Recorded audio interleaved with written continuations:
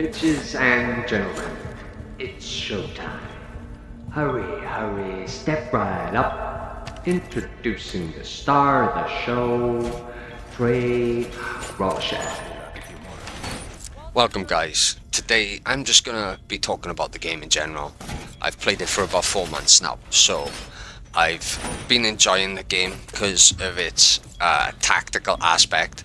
The amount of things you can do with just one operator is kind of crazy.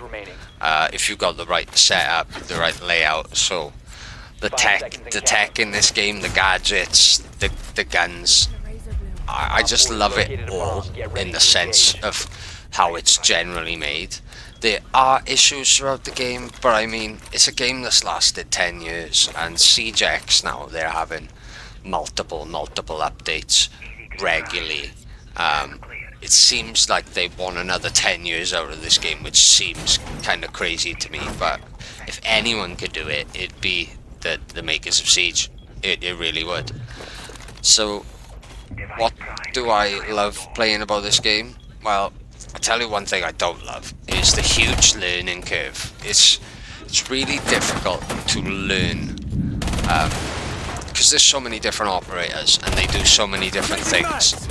Every round is so different. It feels like a new game every time you play 9 rounds. Every time you play a ranked match feels like a new game. It feels like a different game from a last. So the learning curve is really difficult. It's a really difficult game to get used to. So what I would suggest to you guys, if you struggle with the more difficult games and you haven't got patience in a first-person shooter, this game might not be for you.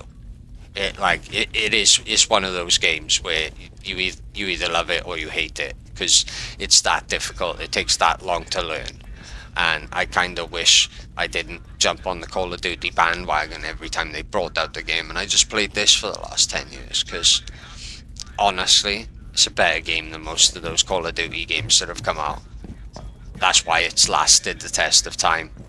Now, if Call of Duty could do a game similar to this, they'd probably take over the market just because of their loyal fan base. But that brings me on to the fan base of these. It does have a very loyal fan base. A game doesn't last 10 years because people don't like it, you know? So you look at these factors and you think, oh, why isn't it a bigger game? It's because of the difficulty. That people don't want to spend like a couple of months learning a game. They want to be able to pick up a game like Call of Duty and just play it. And Siege isn't like that. It takes a lot of learning. Pick a couple of operators, pick 3 on defense, 3 on attack. 3 attackers, you get a breacher, a support one, and maybe a well, there's a number of I could go on forever about attackers and ways to enter the building. Same on defense. You see a lot of people go out roaming, and you need to know when to retreat then, because if 4 of you push out to the bomb site and leave 1 person patrolling 2 bomb sites, he gets picked off. Next thing you know, it's game over because they've planted the bomb and you've now got to take the bomb off them. And defending is supposed to be the easier of the two when you switch. So if you defend properly, I'd probably say put 2 anchors in the bomb site, 1 on each site, and then have 3 people roaming. But as soon as you start to get overloaded with enemy players or you start to get in trouble, you need a retreat process to fall back. A couple of rooms, fall back to the bomb site, and your defense is there to waste time. Everyone plays this game for KD in the lower ranks, and KD is something that should come secondary in your thought process on this game. You want to think, how can I slow him down for a minute? How can I keep him out of this room? How can I stop him using the stairs? How can I stop him using vertical play? And then you think about, I'm anchored here, he's pushing me, I'll hold this tight angle, I'll put a couple of bullets pre-fired as he walks around the corner, and just get that 1 kill around. If you're playing an anchor defense role, that's exactly what you want to do. You want to waste as much time as possible. And on the other hand, if you're attacking, you want to get in that building quickly and use your drones quickly, use them wisely, leave them in areas that cover your back or cover the next room or two in front of you, and you will find it a lot easier to play that way. If you've still got to be slow and methodical when you're breaching, but you've got to get in that building quickly and put the pressure on. If they're good players, they'll fall back, and if they're bad players, they'll try push you and you can probably pick them off. So tight angles are key as well, don't forget that. So I usually solo queue in this game. When I go a bit higher in the ranks in rank mode, I will be on comms a lot more, and I will be playing it a lot more strategically and professionally, shall we say. The next thing I want to have a little talk over is dual front. So I played a bit of this, and I generally found the game mode rather confusing. Like, you've got to capture these zones, and these zones are, you know, located. You capture one and it moves. But what you'll find is you've got people camping in the weirdest spots, or operators don't really have a use because you're doing most of your fighting outside these little areas and stuff. And like the bomb game mode, they don't tend to anchor so much, and they do tend to push out like it's Call of Duty Team Deathmatch, which I do think would be a good game mode to have. I just think it has a few issues with certain operators feeling useless. It does feel like the best way to play dual front is probably to pick striker and pick whatever two utilities you want from that, and just play flashbangs and kills. It seems like a game mode more aimed toward testing your aim and your movement skills and your power position skills, rather than capturing zones or capturing the bomb, which I think could be detrimental to it. Really, it feels like the actual game mode is useless. You should probably just get rid of capturing zones and just have a respawnable TDM, just so you can practice your aim and things like that. I think that would be better for dual front. Than add the game modes later, fix the maps. There's a lot of dodgy camping spots on some of those maps as well, which just you never look in the corner of the map like that, so you've got to be careful of that as well. Front did have an update, so we may try a bit more of dual front, give it a go, get some footage, chuck it on YouTube so you guys can see what it's all about and see if it's improved since I played it when I first picked up Siege. I picked up Siege because I wanted to play Ready or Not, but I was hoping it'd come down in price by now, but it hasn't. So I might just get it next month. I'm going to get Battlefield 6 tomorrow, so you'll see some gameplay from Battlefield 6 and Ready or Not over the next couple of months. You'll still get some Siege. Still going to be playing Siege for definite because I've really enjoyed it.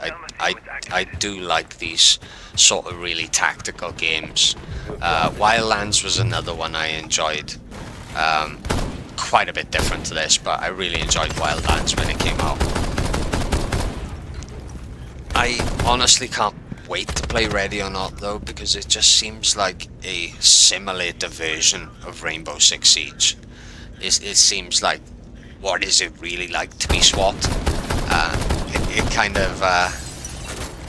It kind of intrigues me, because like it's not just going in, breaching, killing the terrorists, saving the hostages. It's like you've got to find all the police stuff that incriminates the ones you've captured, and something that'll hold up in court. And yeah, it's really simulator like, and I like that thought. It seems super technical, super advanced, super real.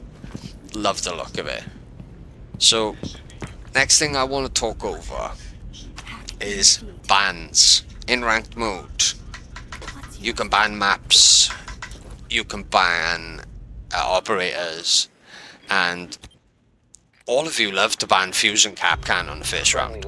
Now, what I would do instead is ban mirrors, Mavericks. It depends on the round, because I've noticed on Coastline you want to ban mirror.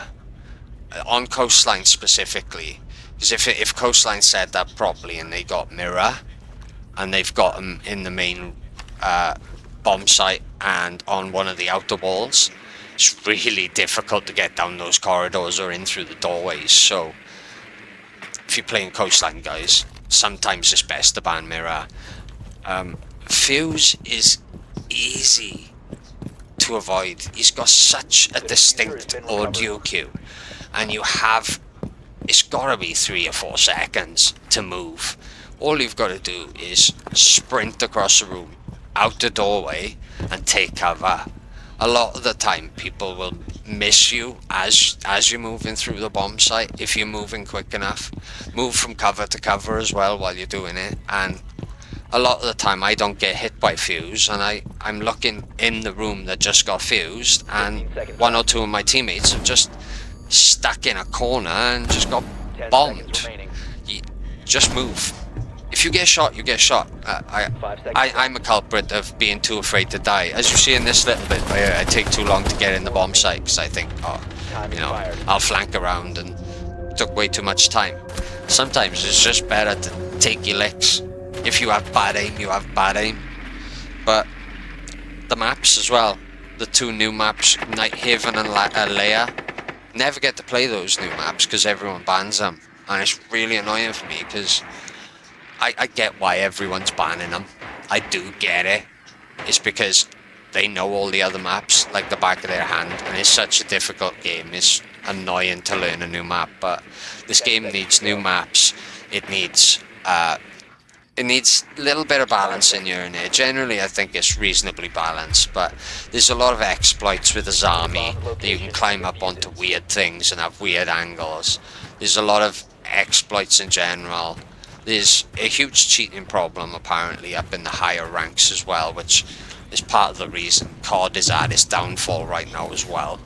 So they need to look at COD and be like, we need to fix this cheater problem now, because otherwise we could end up the next Call of Duty, because people are leaving games because of this cheater problem now.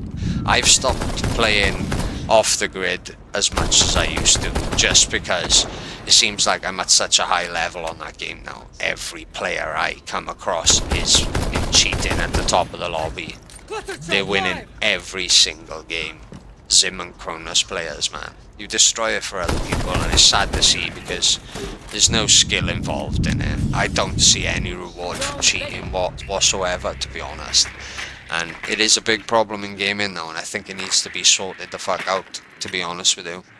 Like, I think more than bans now, they're messing with, copyrighted games. I think there should be laws in place where they have to have major fines.